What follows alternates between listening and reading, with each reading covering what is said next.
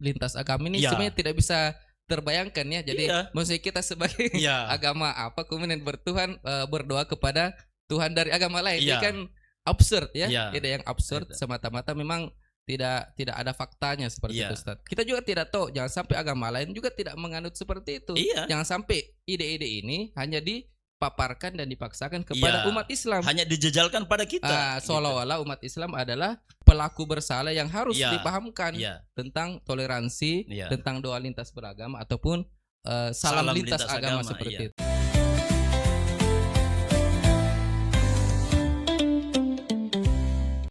Baik pemirsa sekalian, pemirsa setia LA lantai atas. Alhamdulillah pada kesempatan sore hari ini kembali kami menyapa para pemirsa sekalian di podcast Bedah Buletin Dakwah Kafah edisi 424 yang bertepatan pada tanggal 19 Desember 2025 Masehi atau 30 Jumadil Akhir 1447 Hijriah. Dan di tengah dinginnya suasana, tapi tema yang diangkat tetap hangat, dan tema kali ini mengangkat judul Natal Bersama Melanggar Batas-Batas Toleransi Agama. Ini sudah mendekati ya, menjelang Natal. Namun kemudian ada berita yang tersiar mengenai rencana melakukan Natal bersama dari Kementerian Agama. Alhamdulillah pada kesempatan sore hari ini untuk pembedah buletin kita sudah hadir Ustadz Herudin. Assalamualaikum Ustadz. Waalaikumsalam. Bagaimana kabar? Sehat? Alhamdulillah. Alhamdulillah. Jadi beliau ini adalah Mubalik Kota Makassar, juga salah seorang pendidik dan juga tentunya pemerhati sosial politik dan keislaman di wilayah Sulawesi Selatan. Baik Ustadz, jadi tanpa memperpanjang waktu lagi kita akan mencoba untuk membedah buletin ini, dan tak lupa pula di buletin ini selain edisi cetak itu juga sudah ada edisi virtual ya yang bisa teman-teman dapatkan melalui media sosial baik melalui WA ataupun yang lain. Baik Ustadz, jadi judul yang diangkat pada buletin kali ini yakni Natal Bersama Melanggar Batas-Batas Toleransi Beragama. Ini sepertinya mirip ya dengan tema buletin di edisi 421, Iya. di mana di situ mengangkat judul mewaspadai bahaya sinkretisme dan pluralisme beragama. Iya, betul. Nah, ini kira-kira mengapa kemudian mesti tema ini diangkat lagi? Apakah ada semacam apalagi namanya pengerucutan atau mungkin ada hal-hal baru yang akan bisa kita dapatkan? Dan terkait juga mengapa, apa kira-kira yang melatar belakang ya rencana Kementerian Agama Republik Indonesia untuk mengadakan yang namanya Natal Bersama, Ustaz? Iya. Yang menarik kenapa topik yang bisa kita sebut relatif sama dengan edisi 421, karena kita harus ketahui dalam perspektif Al-Quran, musibah itu atau bencana yang bisa menjadi huru-hara di sebuah negeri, salah satu di penyebabnya itu adalah kezoliman. Kezoliman. Ya. Jadi bukan sekedar bencana fisik seperti sekarang di Sumatera ya? Bukan ya. Jadi bukan sekedar bencana yang diakibatkan karena ulah tangan manusia merusak ekologi, ya, tapi juga karena kezoliman.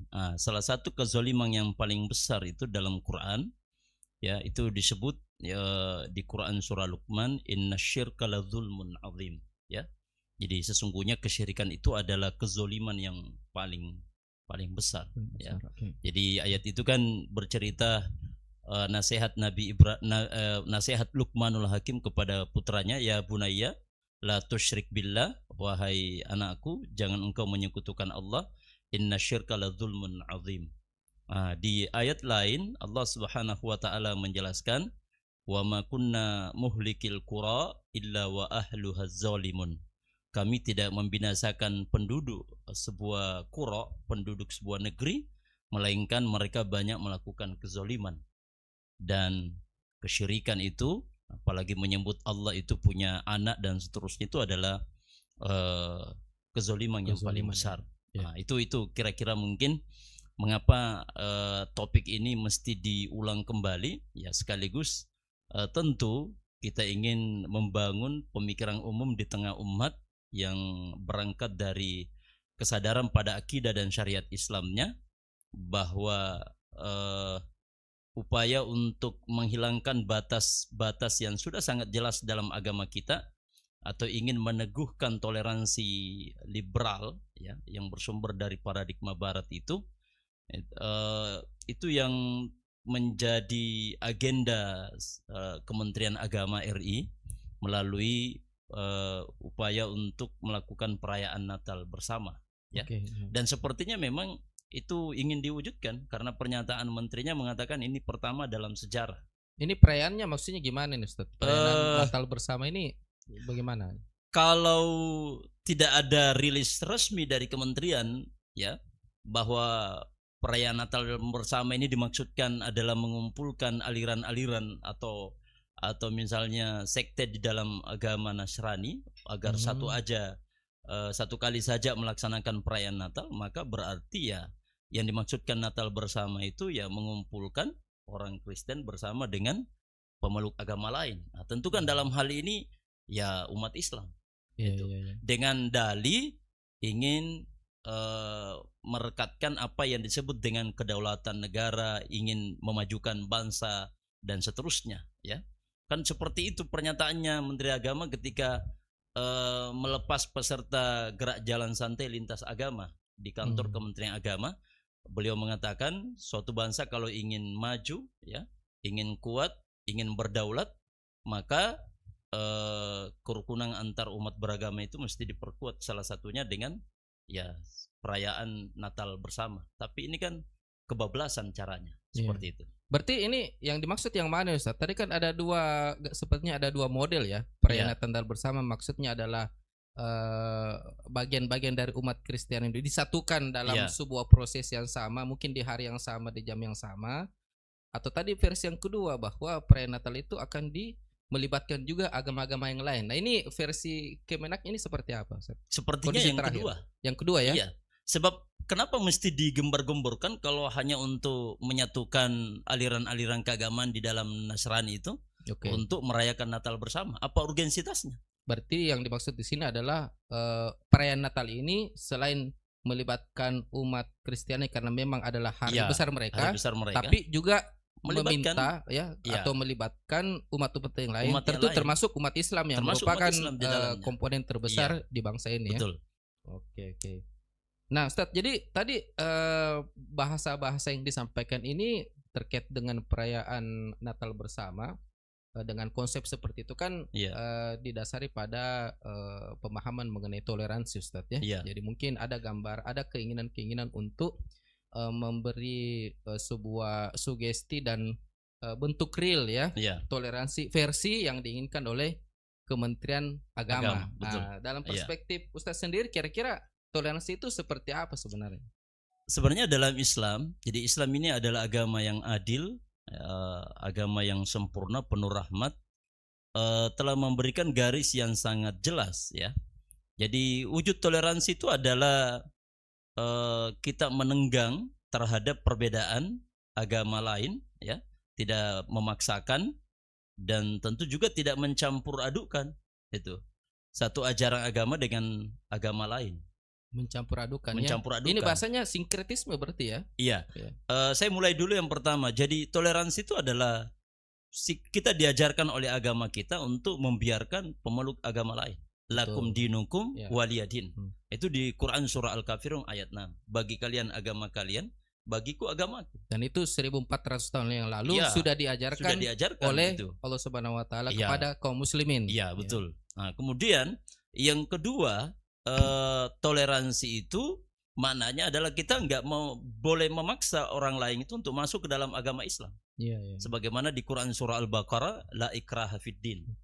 Qad tabayyana rusdu minal ghayy. Jadi tidak ada paksaan di dalam memasuki agama. Yang dimaksudkan di sini adalah dinul Islam. Karena sudah jelas, sudah nampak mana jalan lurus, mana jalan yang bengkok. Betul. Nah, kemudian yang ketiga, toleransi Islam itu adalah ya tidak ada pencampur adukan antara hak dan batil. Oke. Sebagaimana di dalam Quran sendiri juga dijelaskan wala talbisul haqqa bil batil. Ya, jadi wa taqtumul haqqa wa antum ta'lamun. Jadi jangan mencampur adukan antara hak dan batil. Oke. Yang mana yang dimaksud hak di sini? Ya dinul Islam. Karena Allah Subhanahu wa taala di Quran surah As-Saff menegaskan huwallazi arsala rasulahu bil huda wa dinil haq. Jadi dialah Allah yang telah mengutus seorang rasul.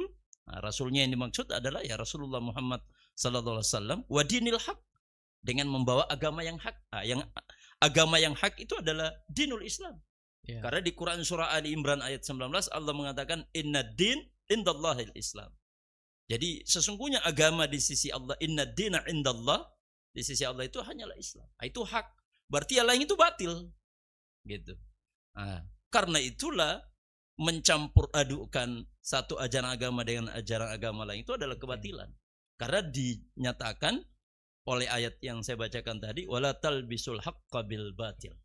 Bahkan kita diperintah untuk menyampaikan kebenaran ini hingga mencapai kemenangan. Wa qul ja'al haqq wa dhahaqal batil innal batila kana dhahuqa. Jadi kebatilan itu pasti akan lenyap. Karena itulah misi Islam itu, jadi Islam itu adalah agama yang tinggi, ya'lu wa la yu'la alaihi, tidak ada yang meninggihinya. Maka karakternya adalah agama yang harus dimenangkan. Tidak boleh dicampur adukan. Kalau pencampur adukan agama itu berarti sinkretisme. Sinkretisme agama itu batil, tertolak dalam pandangan akidah Islam. Seperti itu. Apa bahaya sebenarnya sinkretisme agama ini, Ustaz? Karena kalau kita bicara misalnya pemahaman perayaan Natal bersama ini, ya kan, itu kan akan mengarah ya sepertinya menuju sinkretisme dalam pengertian bahwa pemahaman kaum muslimin yang tadi sudah disebutkan yang hak itu akan dipadukan ya dengan pemahaman batil yang kemudian dipahami oleh umat Kristiani misalnya dalam konteks ketuhanan manusia misalnya kan, itu akan dicampur adukan. Nah, ini kira-kira bahayanya ya bagi kaum muslimin seperti apa? Sebelum ke bahayanya, saya mau jelaskan dulu dari mana sih asal usul paradigma toleransi liberal itu yang sekarang ini banyak menggelayuti cara berpikir tokoh-tokoh umat Islam.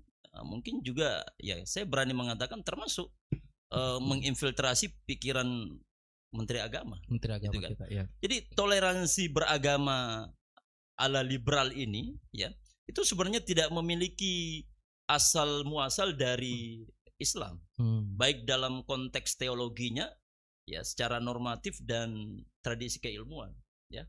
Jadi toleransi liberal ini itu bermula dari ketegangan dan perang yang berkepanjangan yang pernah terjadi di Eropa abad ke-16 dan 17 itu, yang konflik yang melibatkan Katolik dengan Protestan. Bahkan ada satu peristiwa ya perang 30 tahun itu sampai terjadi pembunuhan Santo Bartolomeus di Prancis. Dari peristiwa inilah kemudian Eropa menghasilkan gagasan untuk mengakhiri perang yang berkecamuk ini ya, yang tentu memakan korban yang banyak. Maka Barat menemukan satu konsensus, kesepakatan. Yang pertama sekularisme. Jadi kalau kita bicara dari mana asal muasal sekularisme ini ya sejak era Renaissance ya. Jadi pasca perang antara Katolik Protestan itu dicapailah kesepakatan bahwa agama itu harus dipisahkan dari kehidupan. Ya, itulah sekularisme ya, itu pemirsa sekularisme. ya. Iya. Jadi pemisahan agama dari kehidupan. Karena itu kalau kita bicara apa dasar pemikiran toleransi liberal itu, ya ini yang pertama. Kemudian yang kedua disepakati bahwa tidak ada kebenaran absolut. Itu artinya yang ada itu adalah relativisme kebenaran. Karena itu tidak boleh dalam pandangan mereka orang Eropa itu tidak boleh satu ajaran agama itu mengklaim bahwa ajarannya yang paling benar. Tidak boleh ada tidak boleh ada, iya betul. Tidak boleh ada klaim kebenaran tunggal. Itu yang kedua yang mendasari toleransi liberal. Yang ketiga, kemudian bahwa semua agama itu sama kedudukannya dalam konteks sosial dan politik. Itulah jatuhnya pluralisme. Menganggap semua ya agama itu sama. Jadi kalau dikatakan tadi apa nanti dampaknya sinkretisme agama ini, maka nanti ya umat Islam terkhusus yang kita khawatirkan Gen Z-nya ini itu akan kehilangan panduan. untuk memahami batas-batas ya dalam agama ini, mana yang pokok yang tidak bisa dicampur adukan, dan pada akhirnya hilanglah kemudian kesadaran generasi kita itu tentang batas toleransi yang diajarkan dalam agama kita. Dan pada akhirnya banyak ya, kalau kita mau lihat turunannya itu, derivasinya itu ya, kenapa banyak pemurtadan ya, orang-orang Islam murtad, kemudian nikah beda agama, muncullah kemudian doa lintas agama, salam lintas agama, dan seterusnya itu. Itu karena sinkretisme itu, karena menganggap kebenaran agama itu muaranya satu. Sehingga mencampur adukannya pun ya tidak ada soal. Nah, maka dampaknya itu tadi ya. Dan itu sebenarnya yang paling dirugikan kita umat Islam. Seiring dengan gempuran misionarisasi gitu. Yang dirugikan adalah kita umat Islam. Jadi pemurtadan banyak terjadi ya kan, dan seterusnya. Ya, berarti sebenarnya toleransi liberal ini akarnya bukan berasal dari Islam ya, tapi dari trauma sejarah Eropa. Betul. Terkait dengan konflik antara Kristen dan Protestan. Iya, betul. Kristen Katolik dengan Protestan. Dan Katolik dan Protestan ya. Jadi memang di masa itu ada Santo Bartolomeus Massacre ya. Jadi betul. Ada pembantaian di Paris kalau nggak salah ya. Iya, di Paris ya. Tahun 1572 kalau nggak salah ya. Di mana di situ memang apalagi namanya terjadi pembunuhan besar-besaran ya, kaum Calvinis ya, atau kaum Huguenot yang dibantai oleh orang-orang Katolik ya. Dan mungkin kita juga pernah dengar istilah inkuisisi ya, di mana orang Katolik itu melakukan pengadilan inkuisisi terhadap orang Protestan, dan juga sebaliknya orang Protestan juga melakukan hal yang sama. Berarti jadi semuanya secara akar bukan berasal dari Islam, dan Islam tidak punya masalah soal toleransi karena kita tahu secara historikal ya, Islam pernah memiliki kota-kota di mana dihidupi oleh berbagai macam agama ya, multikultural bahkan ya, multi etnis, multi agama, tapi tidak pernah ada masalah. Tidak pernah ada masalah. Jadi ada problem yang dialami oleh agama lain itu kemudian ingin dipersoalkan seolah-olah bermasalah di agama Islam. Seperti itu barangkali Ustaz ya. Betul. Ya, jadi kira-kira kalau dalam Islam tadi meskipun sudah di-spill beberapa ya, batasan-batasan toleransi itu ya dalam Islam. Supaya kemudian ini para pemirsa kita yang mungkin kebanyakan dari Gen Z ya, atau Gen milenial, bahkan juga Gen kolonial juga barangkali yang menonton ya, itu bisa terhindari dari bahaya toleransi liberal ini. Jadi yang harus kita pahami ya, jadi toleransi Islam itu yang pertama terkait persoalan akidah ya. Jadi Islam mengajarkan pada kita bahwa tidak ada pemisahan agama dari kehidupan ya. Itu karena karakter Islam sebagai din yang syamilan wa kamilan ini berbeda dengan agama yang lain ya. Dijelaskan di dalam Quran surah An-Nahl ayat 89 ya, wa nazzalna 'alaikal kitaba tibyanan likulli syai' wa hudan wa rahma wa busyra lil muslimin.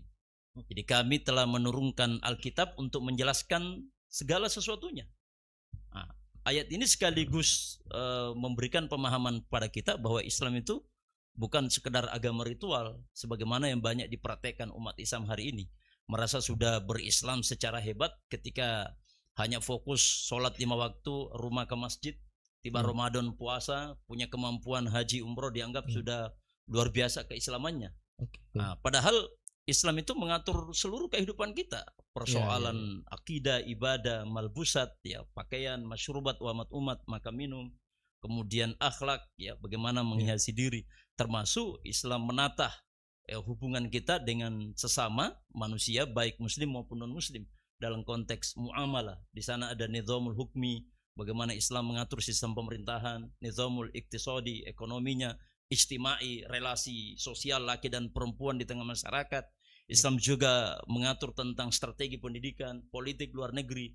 Kemudian Islam juga mengatur tentang nizamul ukubat atau sistem sanksi ketika terjadi friksi atau persoalan di tengah masyarakat. Ya, jadi ini yang pertama yang harus dipahami umat dulu, bahwa Islam itu adalah agama yang sempurna. Kemudian yang kedua, di dalam Al-Quran Allah Subhanahu Wa Taala mencela perilaku orang yang beriman sebagian dan mengingkari sebagian ayat Al-Quran. Ya, jadi di Quran surah Al-Baqarah itu dijelaskan afatu'minuna bi ba'dil kitabi wa takfuruna bi ba'di fama jazaa'u may yaf'alu dzalika minkum illa khizyun fil hayatid dunya. Apakah kamu beriman pada sebagian isi Alkitab, Al-Quran, atau mengingkari sebagiannya? Tiada balasan bagi orang yang berbuat demikian, melainkan kami hinakan kehidupannya di dunia. Nah, kemudian yang pertama, yang kedua, ya jadi yang pertama tadi Islam tidak mengenal yang namanya sekularisme. Nah, yang kedua, Islam mengajarkan dalam perspektif akidah bahwa satu-satunya agama yang hak di sisi Allah adalah agama Islam. Nah, karena itu toleransi liberal ini bertolak belakang karena dia dari pandangan tadi relativisme dan pluralisme, ya kan? Ini bertentangan. Karena dalam Islam itu hanya Islam yang diakui sebagai agama. Wa may yabtaghi ghairal islami dinan fala yuqbala minhu wa huwa fil akhirati minal khasirin. Nah, lantas di mana batas-batas toleransi itu? Ya kan? Jadi ini tadi sudah jelas. Di dalam Al-Qur'an, ya, surah Al-Mumtahanah, Allah Subhanahu wa taala menjelaskan, la yanhakumullahu 'anil ladzina lam yuqatilukum fid din wa lam yukhrijukum min diyarikum an tabarruhum wa tuqsitu ilaihim innallaha yuhibbul muqsitin. Jadi Allah tidak melarang kamu berbuat baik dan berlaku adil pada orang-orang yang tidak memerangi kamu karena agamamu dan tidak mengusir kamu dari tempat tinggalmu karena agamamu. Nah, sehingga dalam konteks sosial umat Islam itu boleh, bahkan harus dia berlaku baik, berlaku adil kepada orang-orang non-muslim, ya kan? Itu. Bahkan praktek seperti ini tidak perlu diajarkan pada umat Islam karena sejarah sebenarnya membuktikan bagaimana sejak era Daulah Islam di Madinah yang dipimpin Rasulullah telah memberi teladan para sahabat dan generasi umat Islam setelahnya itu bagaimana toleransi itu dijalankan tanpa perlu apalagi dipaksakan dan seterusnya karena lahir dari pemahaman. Ya, seperti tadi. Nah, dan toleransi ini bukan berarti kemudian ya itu tadi lantas membolehkan misalnya pernikahan beda agama. Sekarang lagi marak ini kan marak ini kan.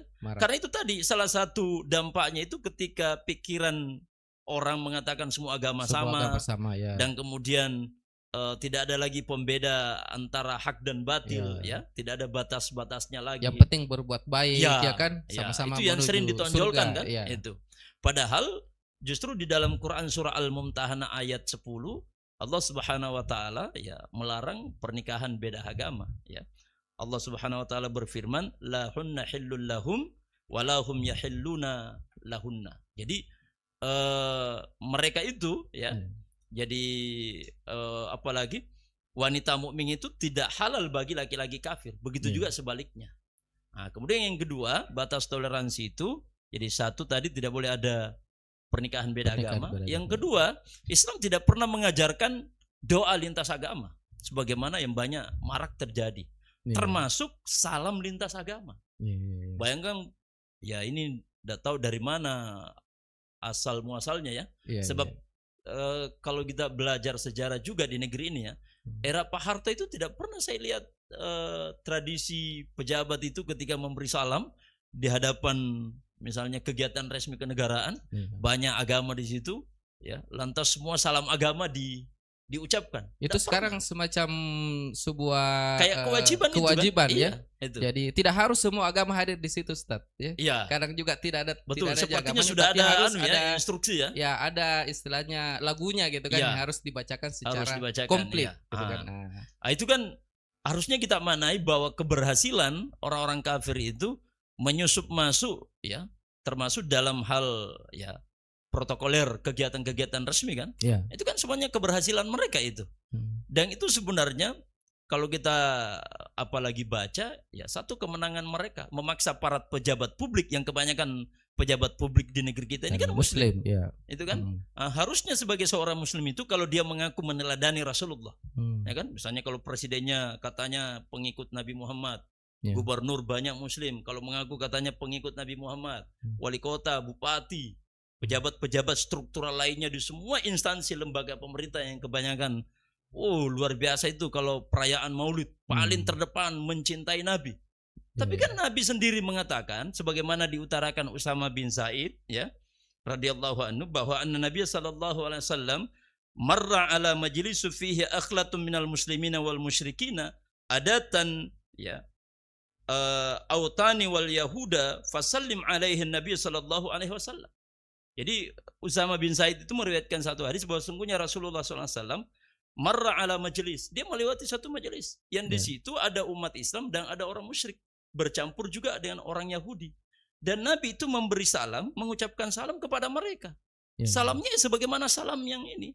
Meskipun ada riwayat juga menyebut Nabi itu kalau mendapati satu kaum yang bercampur, itu Nabi salamnya itu assalamualaikum manittaba'al huda. Keselamatan kepada mereka yang mengikuti petunjuk. Nabi tidak pernah mencontohkan salam semua agama diucapkan. Salam, shalom, apalagi gitu kan. Bayangkan kalau di negeri ini ada 20 agama. Menguras waktu itu memberi salam semua itu. Karena itu kalau mengaku mencintai Nabi, ya kan, ya tinggalkan, gitu kan. Kan kita tidak usah semacam terhegemoni pikiran kita, seolah-olah kalau kita tidak mengucapkan salam itu dicap radikal. Nah itu dia. Karena jadi kalau itu, tidak lengkap katanya ini, berarti Islam ini ya. Radikal ini kan. Ini, padahal nggak ada hubungannya gitu. Betul ya. Yang radikal itu kan yang merusak negara, yang selalu teriak seolah-olah dia paling cinta negeri ini kan. Padahal dia yang justru terdepan merusak negara. Menggunduli hutang, korupsi dan seterusnya. Karena itu ya jangan lagi umat Islam ini mau dibodohi dengan isu-isu yang sebenarnya tidak urgen ya, yang diselundupkan masuk di benak kita sebenarnya dalam bentuk hegemoni istilah.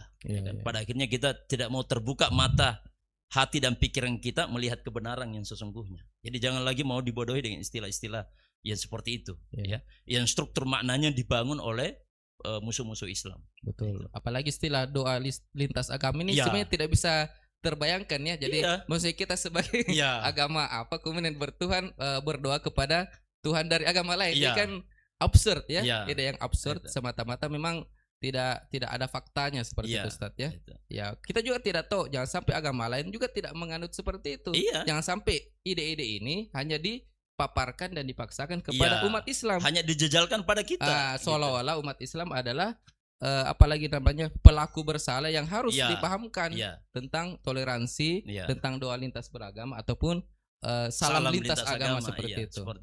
Karena itu saya katakan ya ini sebenarnya adalah merugikan umat Islam, dan sepertinya memang umat Islam selalu berada di posisi yang disudutkan gitu. Karena itu ya kita harus menjelaskan apa adanya bahwa Islam tidak seperti itu, dan toleransi liberal ini tidak bisa dipaksakan ya, karena bertentangan dengan akidah dan syariat Islam.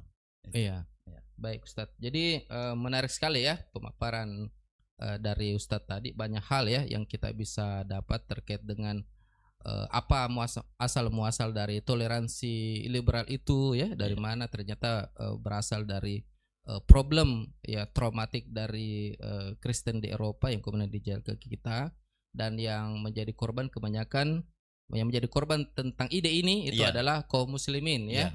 Nah ini kita tidak tahu ini tanggal 25 nanti apakah maknanya seperti yang dimaksud tadi pada saat pelepasan jalan santai itu ya, bahwa akan melibatkan agama lain ataukah seperti apa ya. Nah ini kira-kira himbauan dari Ustadz ini sekiranya ya kita berprediksi, sekiranya misalnya dari Kementerian Agama mewajibkan ya Natal bersama dalam pengertian kaum muslimin pun harus ikut memberi ucapan selamat, harus ikut misalnya menggunakan pakaian-pakaian ala tradisi ya Kristen ya dalam bernatal misalnya, itu menjadi sebuah kewajiban katakanlah seperti itu ya. Dan ya mungkin secara ekstrim jangan sampai ada saksi dan seterusnya ketika kemudian orang-orang itu tidak melaksanakan atau tidak menuruti himbauan tersebut. Nah ini kira-kira kalau kita berprediksi ke arah sana Ustadz ya, jadi himbauan Ustadz ini kepada kaum muslimin dan khususnya pemirsa yang menonton podcast ini itu seperti apa? Apa sikap yang harus kita ambil? Kalaupun nanti tanggal 25 Desember ya, betul bahwa Kementerian Agama ini akan melaksanakan Natal bersama ya, dengan melibatkan agama lain ya kan, terkhusus umat Islam ya kan. Maka yang pertama harus kita ingat bahwa hal seperti ini tidak pernah dilakukan, dicontohkan oleh Rasulullah, generasi sahabat, tabi'in, tabi'ut tabi'in. Ya, betul. di dalam Al-Qur'an surah Al-Furqan Allah Subhanahu wa taala mengingatkan kita walladzina la yashhaduna dzura wa idza marru bil lagwi marru kirama. Jadi orang-orang yang beriman itu ya la yashhaduna dzur. Jadi dia tidak mempersaksikan perbuatan az-zur. Ya. Ibnu Abbas itu dinukil oleh Imam Ibnu Katsir dalam tafsirnya. Az-zur itu apa? Ya ini perbuatan yang tak berfaedah. Perbuatan yang di situ ada kesyirikan. Ya. Itu berarti kan pelakunya musyrik. Betul ya. Dan memang ya Natal bersama itu ya di dalam Al-Qur'an pelakunya disebut kafir.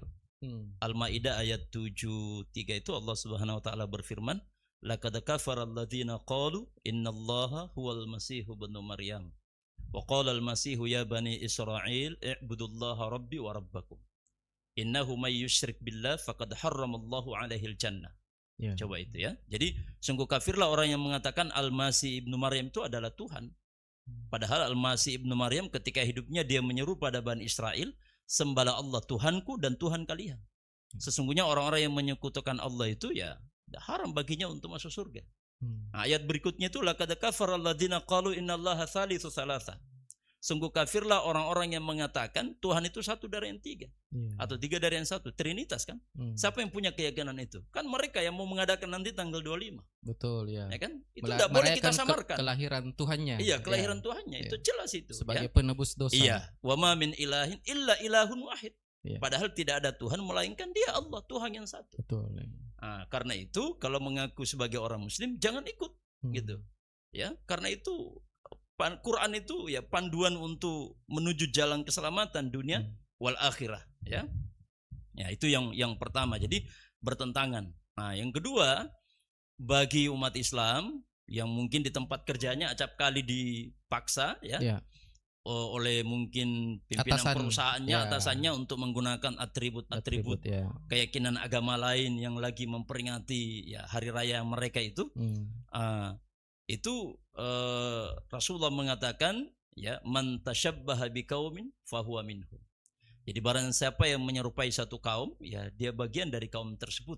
Menggunakan atribut-atribut mereka itu kan ya sama dengan meyakini dan tentu menyerupai perilaku. Betul, ya kan berpakaian ala Sinterklas dan seterusnya ya. Jadi ini tidak boleh. Ya, cukup bagi kita membiarkan mereka melaksanakan apa yang menjadi keyakinannya tanpa mengganggu ya dan seterusnya gitu.